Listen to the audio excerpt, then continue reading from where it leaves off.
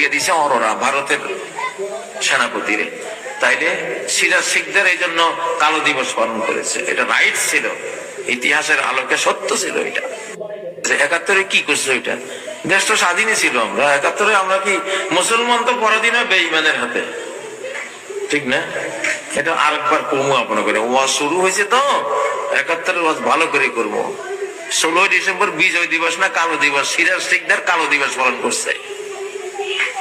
কারণ তুমি, পাকিস্তান ছিল স্বাধীন দেশ, তুমি দিয়ে দিলে অরোরারে, হিন্দুদেরকে দিয়ে দিছে লিখিত আত্মসমর্পণের দলিলে। দলিলে এই মানচিত্রটা আত্মসমর্পণ দলিলে দিয়ে দিছে অরোরা ভারতের সেনাপতিরে।